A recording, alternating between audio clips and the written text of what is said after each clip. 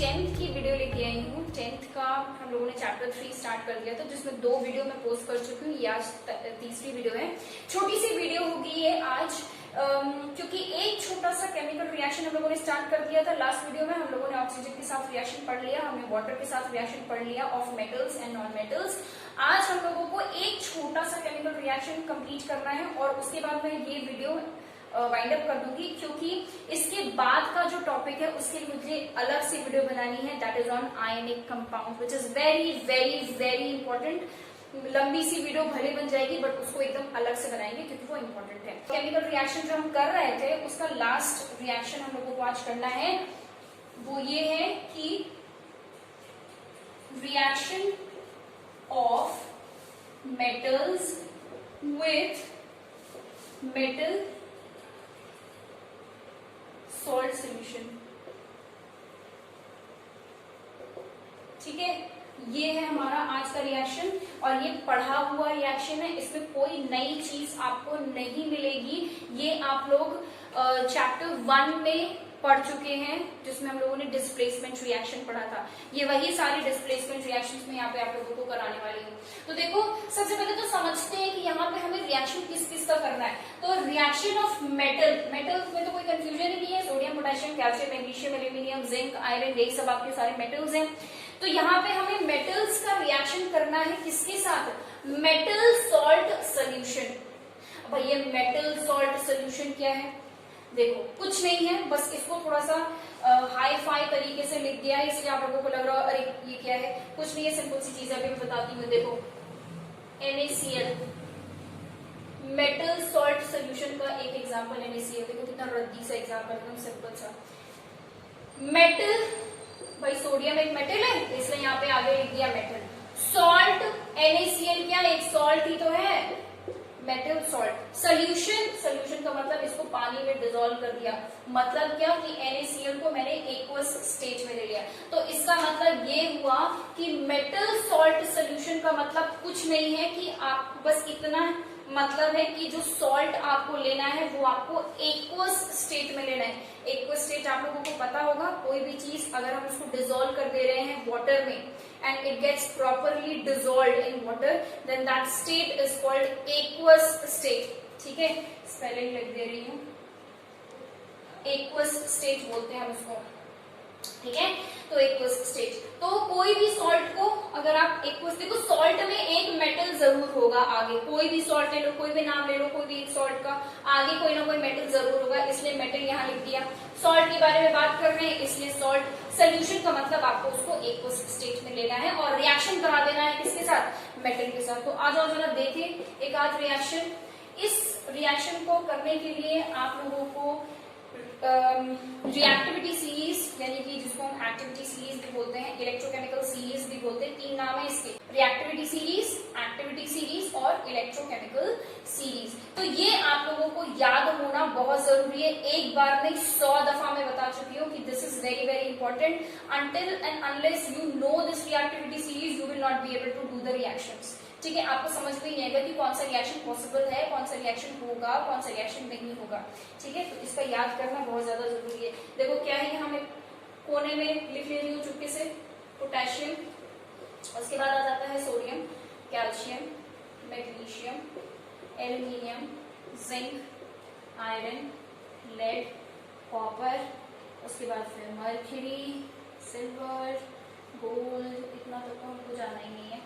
ठीक है, तो ये हो गया आपका reactivity series. Decreasing order of reactivity, सबसे ज्यादा रिएक्टिव ये है, उसके बाद लीस्ट रिएक्टिव आपका ये है। तो चलो अच्छा, एक हम लोग रिएक्शन बहुत पहले कर चुके हैं, चैप्टर 1 में हमने ये रिएक्शन किया हुआ है। वो क्या है कि अगर आपने कॉपर सल्फेट का सोल्यूशन ले लिया, उसका रिएक्शन करा दिया आयरन के साथ, ये काम किया आप लोगों ने, याद करो। हम लोगों ने एक बीकर में कॉपर सल्फेट का सोल्यूशन लिया था, किस कलर का होता है? ब्लू कलर का होता है। नहीं पता है तो भाई पता कर लो, बिकॉज सीबीएसई को कलर से बहुत ज्यादा प्यार है, वो हर चीज में कलर पूछेगा। ठीक है, तो कॉपर सल्फेट का कलर ब्लू होता है।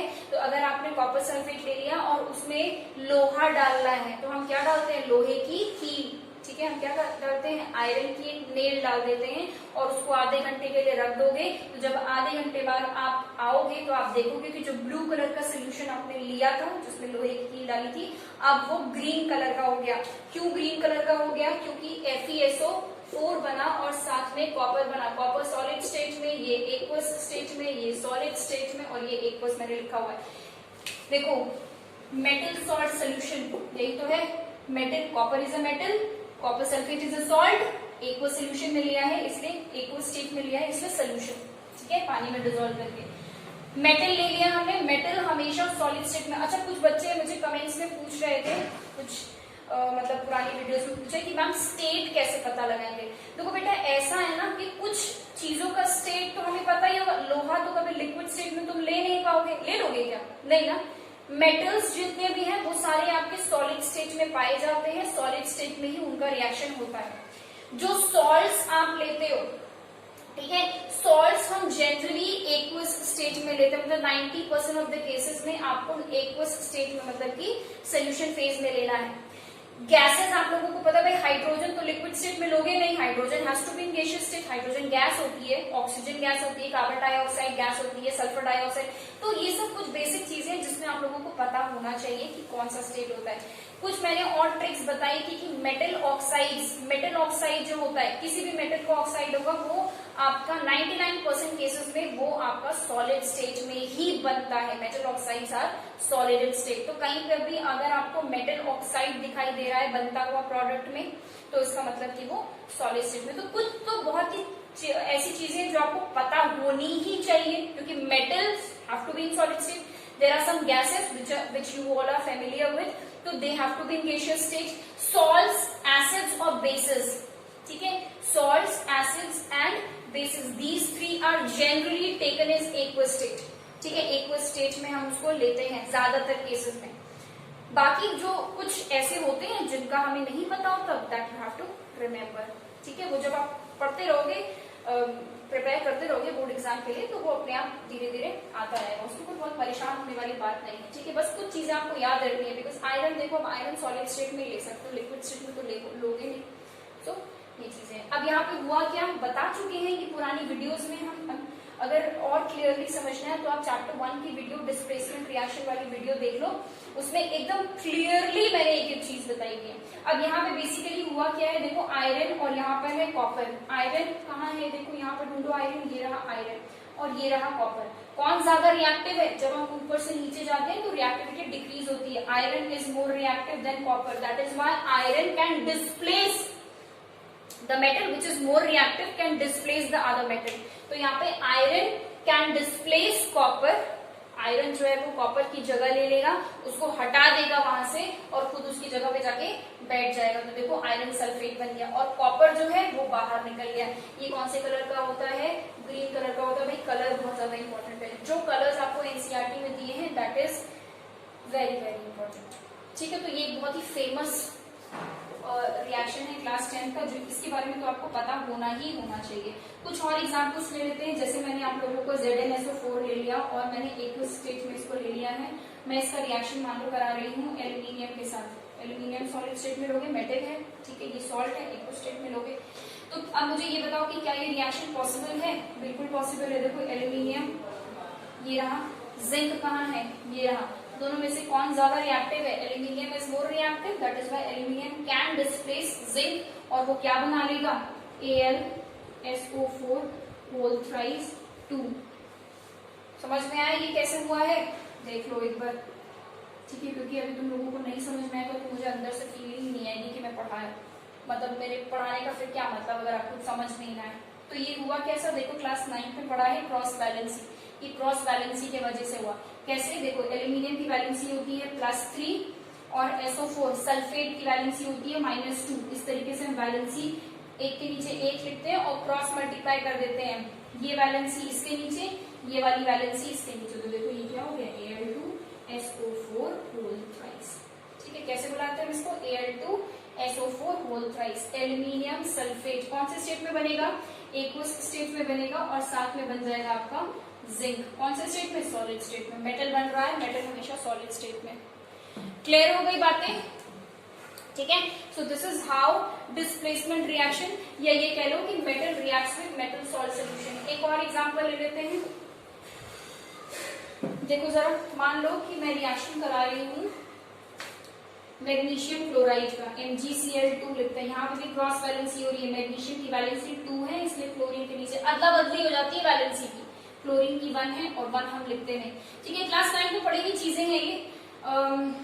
अगर ये चीज देखी होगी तो क्लास 9 की जब मैं वीडियो बनाऊंगी तो आप वहां जाके देख लेना और क्या बोल सकते हैं। ठीक है, तो मैग्नीशियम क्लोराइड इक्वल स्टेट में लेना है आप लोगों को। मान लो इसका रिएक्शन मैंने करा दिया है